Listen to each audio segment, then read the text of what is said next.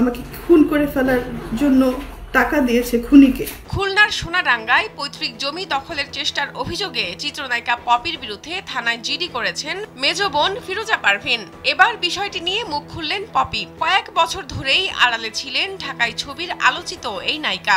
স্বামীকে নিয়ে জমি দখলের চেষ্টার অভিযোগের পর ফের আলোচনায় আসেন তিনি। যে মানুষটা সারা জীবন সবাইকে দিয়ে গেছে, আমার ভাই বোনের কাছে আমার কিছু চাওয়ার নেই, কিছুই পাওয়ার নেই, শুধু একটু সম্মানের আশা করি। এবার বৃহস্পতিবার এক ভিডিও বার্তায় বিষয়টি নিয়ে ফেসবুকে এক দীর্ঘ বক্তব্য রেখেছেন পপি। সেখানে তিনি পরিবারের বিরুদ্ধে অভিযোগ তুলে বলেন, আমি 28 বছর ধরে চলচ্চিত্রে কাজ করছি, কিন্তু আজকে আমি নিজেকে একজন ব্যর্থ মানুষ হিসেবে মনে করছি। অত্যাধুনিক ফিচার সম্বলিত বিভিন্ন সাইজ আর কালারের 250-টিরও বেশি ডিজাইন অপশন নিয়ে ওয়ালটন স্মার্ট ফ্রিজ, বোঝে আপনার প্রয়োজন। কারণ এতদিন মা বোন ভাইদের জন্য অনেক করেছি, আজ তারা সবাই আমার বিরুদ্ধে মিথ্যা অপবাদ দিচ্ছেন। আমি বাবা মা ভাই বোনদের অনেক ভালোবাসি, কিন্তু তাদের মাধ্যমে আমি প্রতারিত হয়েছি। আমার সমস্ত অর্থ তারা নিয়েছে। আমার টাকায় কেনা সম্পত্তি পরিবারের সদস্যদের নামে ছিল। আমার দেহ ছাড়া সবকিছুই তাদের নামে দিয়েছি।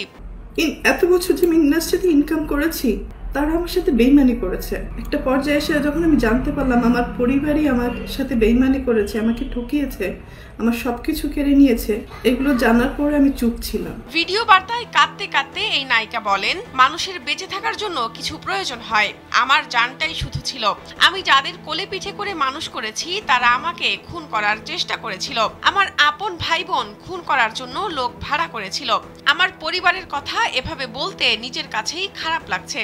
আমাকে মারার প্ল্যান করেছে, আমাকে খুন করে ফেলার জন্য টাকা দিয়েছে খুনিকে। আমার আপন ভাই এটার সাথে জড়িত, আপন বোন জড়িত।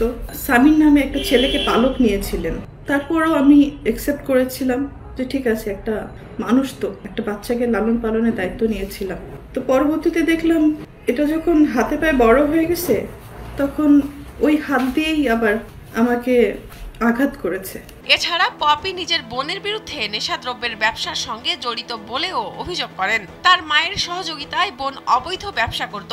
পপির পালিত ভাইও তাকে ও তার বাবাকে মারধর করেন বলে অভিযোগ করেন।